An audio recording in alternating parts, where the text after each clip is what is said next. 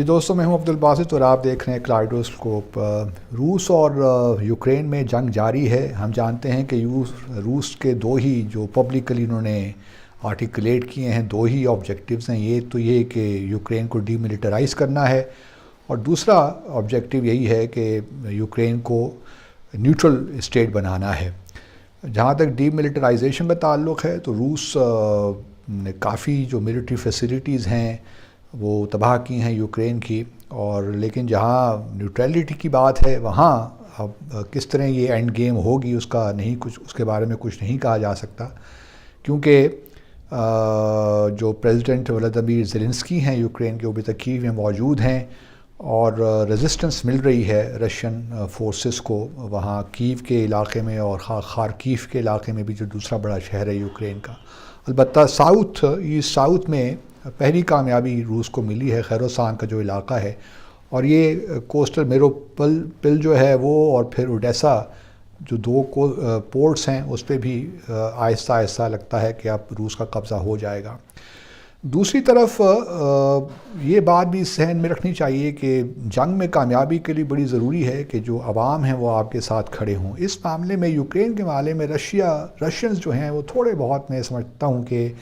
ایک ریلکٹنس ہے کہ اوپنلی سپورٹ کریں اس لیے ہم دیکھ رہے ہیں کہ کچھ احتجاج بھی ہوئے ہیں روس میں اس وار کے خلاف، کیونکہ یوکرین اور رشین ایک ہی نسل سے تعلق رکھتے ہیں، اور پھر دونوں ممالک ایسٹرن آرتھوڈاکس چرچ کے بھی ہیں، وہ بھی فرق نہیں ہے، بلکہ جو رشین آرتھوڈاکس ہے اس کے تقریباً آپ کہہ لیجئے کہ 12,000 کے قریب جو پیرشز ہیں، چرچ ڈسٹرکٹس ہیں، وہ ماسکو ہی کے زیر اثر آتے ہیں۔ تو رشیا اور یوکرین اور بیلاروس کے درمیان ایک قسم کا نسلی تعلق بھی ہے، زبان بھی ملتی جلتی ہے، تو اس لیے رشین جو عام لوگ ہیں ان کے لیے بڑا مشکل ہے کہ اس وار کو وہ دیکھیں، جسٹیفائی کریں، اور گو کہ گریونسز رشیا کے ٹھیک ہو سکتے ہیں، لیکن رشیا کو ایک لحاظ سے لوگوں کی فل سپورٹ حاصل نہیں ہے، اور پھر بڑا جانی نقصان بھی ہو گیا۔ تقریباً 500 کے قریب رشین ٹروپس اس وقت ہلاک ہو چکے ہیں، اور اب چونکہ ایک ریزسٹنس شروع ہو رہی ہے میس لیول پہ یوکرین میں، اور یہ بھی ہمیں معلوم ہے کہ کس طرح مغربی دنیا، چاہے وہ امریکہ ہو، جرمنی ہو، سویڈن ہو، بہت سے ممالک نے ہتھیار بھی دینا شروع کر دیے ہیں عام لوگوں کو، stinger missiles, anti tank missiles اور بہت سی چیزیں، اور ساتھ ساتھ 50,000 کے قریب خبریں ہیں کہ یوکرینین جو باہر رہتے تھے وہ یوکرین واپس آ گئے ہیں تاکہ وہ اس انسرجنسی میں حصہ لے سکیں۔ تو اربن وارفیئر ہے تو بہت مشکل کام۔ اب دیکھنا یہی ہے کہ روس کس طرح جو ہے آگے بڑھتا ہے۔ اب خدا نخواستہ اگر کوئی انسرجنٹ جو ہے یا کوئی ایک اسٹنگر میزائل گر جائے بیلاروس پہ یا رشیا پہ بھی فار دیٹ میٹر کسی طریقے سے، تو یہ جو وار ہے اس کا یہ پھر نہ صرف طول پکڑے گی بلکہ اس کا جو ہے تھیٹر بھی وسیع ہو جائے گا، اور اس میں پھر مزید خطرناک امپلیکیشنز ہیں۔ دوسری طرف یہ بھی ہے کہ جوں رشیا پہ اکنامک سینکشنز لگ رہے ہیں، مثال کے طور پر سوئفٹ جو ہے اس کو جو ہے society for worldwide interbank financial telecommunication, اس سے بھی اس کو باہر نکال دیا گیا ہے۔ اب دیکھنا یہ ہے کہ آیا روس کس طرح اس سے نبرد آزما ہوتا ہے۔ گو کہ چائنا نے بھی ایک سسٹم اپنا شروع کیا ہے، cross border international payment system CIPS، لیکن وہ ابھی اتنا وسیع نہیں ہے۔ اس دوران رشیا نے بہرحال اپنے جو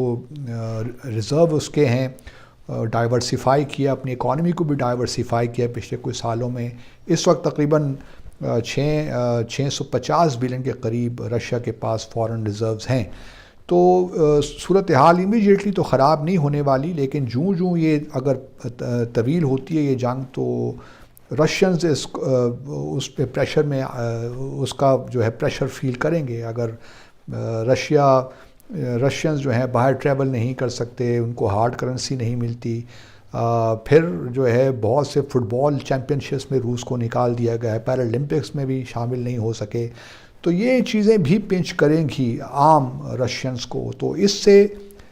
پریشر بلڈ ہوگا. اب آیا یہ پریشر بلڈ ہوتا ہے پریزیڈنٹ پوٹن کے اس حد تک کہ پریزیڈنٹ پوٹن کو اپنے اقتدار سے الگ ہونا پڑتا ہے تاکہ کوئی فیس سیونگ سچویشن ملے. لیکن جہاں تک پریزیڈنٹ پوٹن کا تعلق ہے اب انہوں نے ایک پوزیشن لی اور اس سے بیک آؤٹ یا نیچے آنا بہت مشکل ہے ان کے جو 2 آبجیکٹیوز ہیں یہ ان کے لیے. اور میں جہاں تک سمجھ پاتا ہوں رشیا کو اگر پریزیڈنٹ پوٹن کو کوئی اور شخص ریپلیس بھی کر لیتا اسٹیبلشمنٹ کے اندر ہی سے تو اس کے لیے بھی بہت مشکل ہوا کہ یوکرین کو نیٹو کا ممبر دیکھ سکے تو یا جارجیا کو فار دیٹ میٹر. تو اس وجہ سے یہ جنگ جو ہے اب ایک قسم کا اس میں مسائل تو پیدا ہو گئے ہیں لیکن یہ بات اپنی جگہ حقیقت ہے کہ بہت سی اب اس میں فیکٹرز ہیں ڈائمنشنز ہیں. جہاں تک مغربی دنیا کا تعلق ہے انہوں نے تو یوکرین کو اس سارے معاملے میں گھسیٹ ہی دیا. وہ ٹروپس وہاں پہ نہیں آنا انہوں نے کلیئر کہہ دیا کہ ہمارے ٹروپس وہاں پہ نہیں آئیں گے. گو کہ ہم ملٹری امداد دیں گے لیکن ہمارے ٹروپس وہاں پہ نہیں آئیں گے. اسی طرح ابھی تک جو گیس کی سپلائی ہے رشیا سے مغربی دنیا کو خاص طور پہ جرمنی کو وہ بھی جاری ہے. اس میں بھی ابھی سینکشنز نہیں لگیں. تو ایک لحاظ سے رشیا اس کو اگر اسکلیٹ کرتا ہے سچویشن کو جو لگتا ہے کہ رشیا کرنا چاہتا ہے تو پھر شاید دنیا یا یورپ دیکھے کہ اس کے بڑے سنگین نتائج نکلنے والے ہیں تو شاید پھر کچھ کمپرومائز کی صورتحال بن جائے. اور اگر پریزیڈنٹ زیلنسکی چھوڑ دیتے ہیں روس سے یوکرین سے بھاگ جاتے ہیں یا باہر جا کر اپنی گورنمنٹ ان ایگزائل بنا دیتے ہیں تو جو بھی پھر ریپلیس کرتا ہے یوکرین میں اس کو ممکن ہے کہ وہ کوئی ایک کانسٹیٹیوشن میں کوئی تبدیلیاں کوئی طریقہ ایسا بنایا جائے جس میں آئین میں تبدیلیاں کر کے یوکرین کو as a neutral country declare کر دیا جائے. تو بہت سی چیزیں ہیں لیکن پریزیڈنٹ پوٹن کے لیے ایک مشکل وقت تو آن پڑا ہے کیونکہ وہ توقع نہیں رکھ رہے تھے کہ اس قدر شدید سینکشنز لگیں گی اور پورا نیٹو اور یورپین کنٹریز یکجا ہو کر یہ سینکشنز لگائیں گے اکنامک سینکشنز خاص طور پہ. اور جو اس کا ٹرکل ڈاؤن ایفیکٹ آئے گا رشینز جو ہیں عام لوگ اس سے متاثر ہوں گے تو پھر پریزیڈنٹ پوٹن جو ہے بھی پریشر میں آئیں گے. تو پریزیڈنٹ پوٹن کی اسٹریٹجی یا روس کی اسٹریٹجی یہی ہوگی کہ زیادہ طوالت نہ پکڑے یہ وار اور یہ جلد از جلد خاص طور پہ خارکیو اور کیو میں ان کا قبضہ ہو جائے اور یہ جو ہے اس وقت کی جو حکومت ہے وہ یوکرین چھوڑ کے چلی جائے. یا وہ اگر چونکہ بیلاروس میں جو اس وقت مذاکرات ہو رہے ہیں روس اور یوکرین کے درمیان وہ کسی نتیجے پہ نہیں پہنچ رہے تو اس وجہ سے ممکن ہے کیونکہ میکسیملسٹ پوزیشنز ہیں اب اسے نیچے آنا بہت مشکل ہے. رشیا پریزیڈنٹ پوٹن کے لیے ذاتی طور بھی بہت مشکل ہے کہ اب انہوں نے تقریباً 1.5 لاکھ کے قریب آرمی بھیجوائی ہے تو اب وہ اگر اپنے مقاصد حاصل کر کے کیے بغیر واپس آ جاتے ہیں تو یہ تو بہت ہی پولیٹیکلی سوسائڈل ہوگا پوٹن کے لیے. تو اب ایک قسم کا اسٹیل میٹ آپ کہہ لیں اس وقت ہے ان دا سینس کہ گو کہ وار جاری ہے اور رشیا کے اہداف بھی انہوں نے بلکہ نیوکلیئر الرٹ بھی کر دیا ہے. تو یہ سچویشن سیریس ہوتی جا رہی ہے آہستہ آہستہ. تو اب دیکھنا یہی ہے اور چوں پھر مغرب دنیا نے یوکرین کی یہ ریکویسٹ بھی ریجیکٹ کر دی ہے کہ یوکرین کو نو فلائی زون قرار دے دیا جائے. اس پہ بھی جو پریزیڈنٹ زیلنسکی ہیں وہ بڑے انہوں نے بڑا کرٹیسائز کیا ہے مغربی دنیا کو اور گو کہ یہ دے کر سب کا خیال تھا کہ بہت جلدی ہو جائے گا آپریشن لیکن جس طریقے سے یوکرینین لوگوں نے اپنے ملک کے دفاع کے لیے ہتھیار اٹھائے ہیں یہ بھی ان کو خراج تحسین بھی پیش کرنا پڑتا ہے. اور جس طریقے سے 50,000 جس طرح میں نے پہلے کہا لوگ یوکرین واپس آئے کہ ہم نے اپنے ملک کا دفاع کرنا ہے یہ بھی ایک بہت بڑی بات ہے. تو پریزیڈنٹ پوٹن کے لیے مشکلات بڑھ تو رہی ہیں لیکن لگتا یہی ہے کہ وہ آہستہ آہستہ یوکرین کو ان پہ قبضہ ہو ہی جائے گا لیکن ساتھ ساتھ انسرجنسی بھی اگر چلتی رہے گی تو معاملات اور بگڑ ہی جائیں گے. تو صورتحال سنگین ہے. لیٹس ہوپ ہم تو پیس کی بات ہی کرتے ہیں اور ہم امید کرتے ہیں کہ زیادہ خون خرابہ نہ ہو اور کوئی صورتحال مذاکرات کے ذریعے نکل آئے لیکن لگتا بہت مشکل ہے.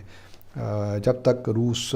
کیو اور خارکیو پہ قبضہ نہیں کر لیتا اس وقت تک یا لوو فار دیٹ میٹر جو بالکل پولینڈ کے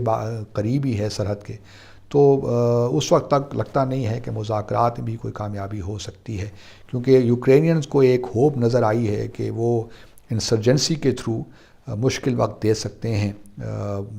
رشیا کو. تو situation is quite complex and وریسم اور پریکیریس. تو دعا کرتے ہیں کہ پیس آئے اور زیادہ خون خرابہ نہ ہو. دیکھتے رہیے کلیڈوسکوپ.